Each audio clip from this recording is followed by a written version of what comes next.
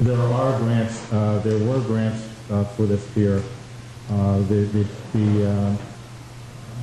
The total amount of the bond anticipatory note includes all of the unfunded portions of the pier.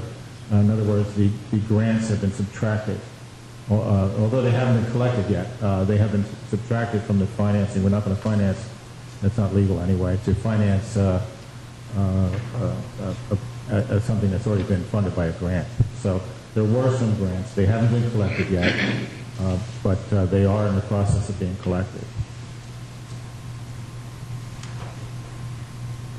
So the cost estimates on the water meter, are those material only or labor as well? Offhand, I don't know. Is it? Okay, it's labor as well.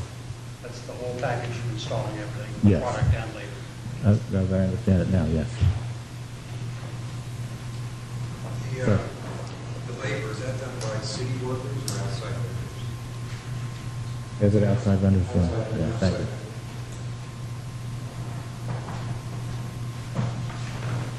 Just one item, rather minor item, but I see the parking meters here, and I'd like to encourage, being a Francophile, they have a system called a payant. And we're using it in this country right now, a little slow, but you don't need parking meters at all. On each block, they have one little machine. You walk over to that machine, put the money in. Hopefully you've been talking about that. I'm glad to see that. But anyway, you put the money in, put the amount of time you want, gets rid of the unsightly meters, takes a little time educating the public about it. It's cleaner looking, a lot less expensive, not having to empty all the meters out individually. So since I see the mayor smiling about that, I'm satisfied with that. So thank you very much. They're also easier to maintain. They also accept cash, credit cards, and debit cards as well. So it works out really nice. And so that would be the one on the block instead versus, yes, okay, great.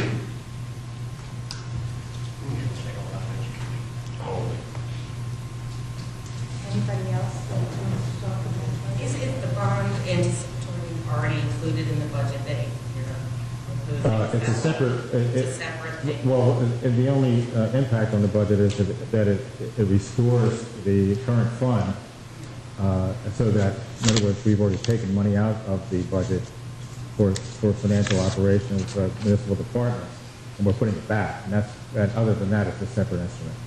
I mean, I guess we have to make payments on the note now. Oh yeah, we will have to make payments on the note. Just the Just the interest, yeah, as you go forward. yeah. In fact, what happens is, you know, like, Please. in the current year, we will not have to make any payments. It's actually an annual renewal, and we'll have to make some arrangements, either a partial payment or roll the payment a little bit if necessary next year. So there won't be any additional funds that we on the budget to pay. Right. I have one other question, Commissioner. When it comes to trying to live with that hypothetically 5% or 10% less in each department or whatever, how do you, I mean, do we have a game plan? Is that with a retirement? You may be cutting back some employees, or is there any idea how you're going to be able to do that? If that was a number that they've been using periodically year after year after year, how do we expect that you may be able to get that down? Well, I think the process was the transition team looked at the expenditures made thus far in this half of the year against what was budgeted and projected those savings. Those departments that have spent significantly less than was budgeted projected those savings throughout the rest of the year and try to hold them to that. Being this a new administration, I have to admit that we haven't seen or absorb the level of detail that we need to really make significant changes in this particular budget, nor do we have the opportunity actually. So it's our belief that just with those reduced projections, we can accomplish something and start over next year with a zero-based budget. Ma'am? Can I understand from the Benton West telephone call that is done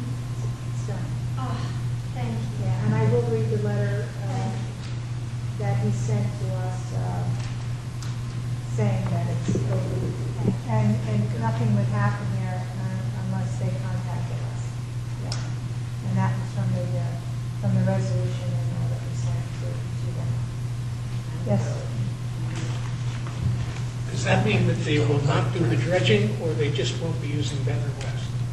As far as I know, here's what he explained to me. That for instance, the people who are interested in buying Bader Field, he explained, they're also looking to dredge and where to put the spoils.